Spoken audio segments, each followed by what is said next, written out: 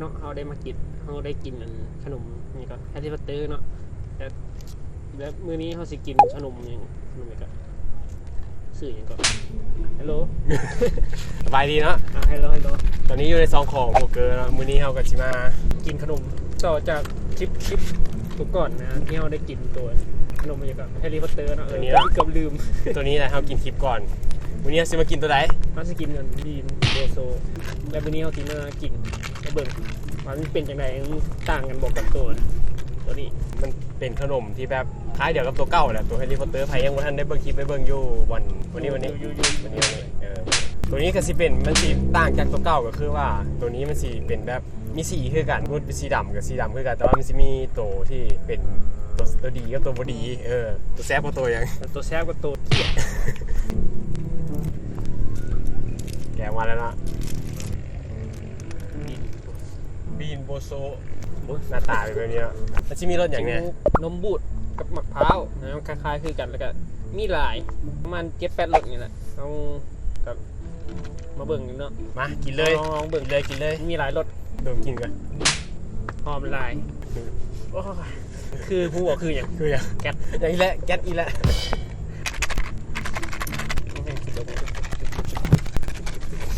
ไหลมาเริ่มเอาสีไหนเป็นคนเลือกก่อนเปลี่ยนกูเอาสีนี้นะมันสีมีถกตีนกับรถไม้กับรถบอกไม้นะ2 อันสีนี้สุดเดี๋ยวซึ่งรถปลาตายกับรถสตรอเบอรี่เอาลองกินก่อนรุ่น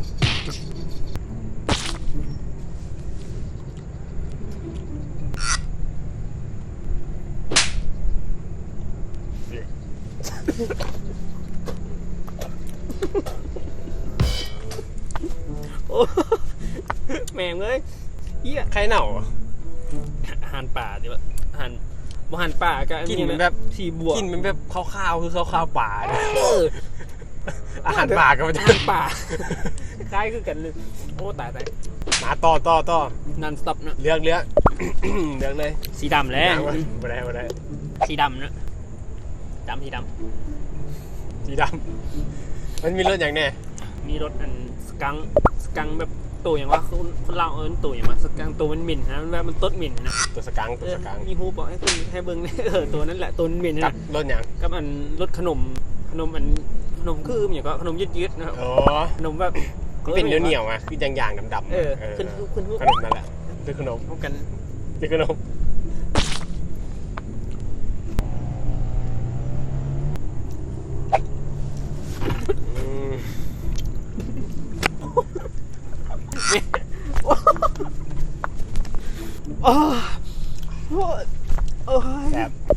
แซ่บแม่งอย่างกูแซ่บเป็นรสขนมมันสีออกแบบมันสีเป็นกินคือขนมมันขนมแพ็คไงขนมอ่ะไม่ถึงรสอันต้นเหม็นนะรสบักสกังเลยเนี่ยสีขาวนะรสอย่างนี้ไม่รู้กินเลยเขาเพิ่งกินเลย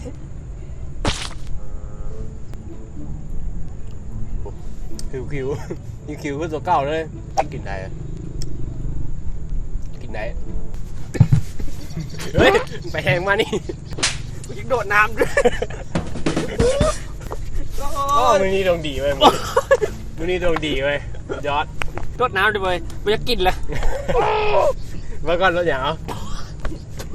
โอ้ยถึงรถขวาวน้ำบูดเป็นอะไรกินเลยโอ้เคยกินได้กินว่านมบูดเป็นอะไรแบบอะไรติกินมาแบบมึงเป็นอะไรหวานกินแบบมะพร้าวเลยหอมมันหวานมันสิออกกลิ่นน้ำตาลหลายๆแซ่บโดนมาสีนี้สีเขียวแล้วเหลืองโกตามึงเนาะสีเหลืองกินลายจนหลงแล้วเอ้ามาสีอย่างนี้มันมีอย่างไงรสบุรีคือรสไข่เน่ากับรสป๊อปคอร์นอบเนยกับเนยอยู่แล้ว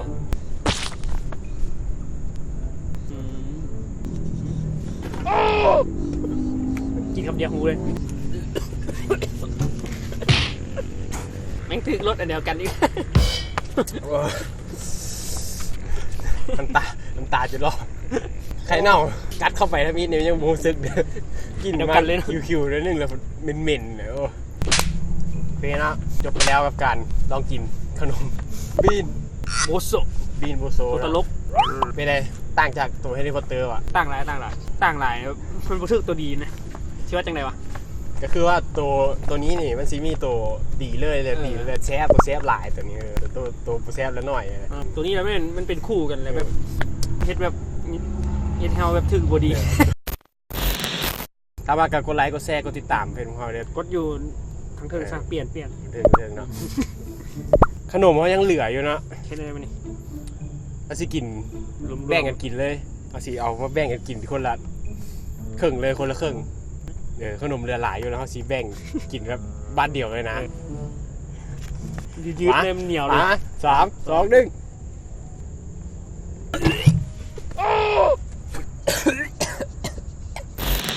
เป็นอะไร โ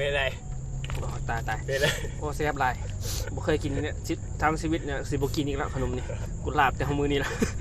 เจอกันคลิปหน้า Oye, tú es muy bien, pasas.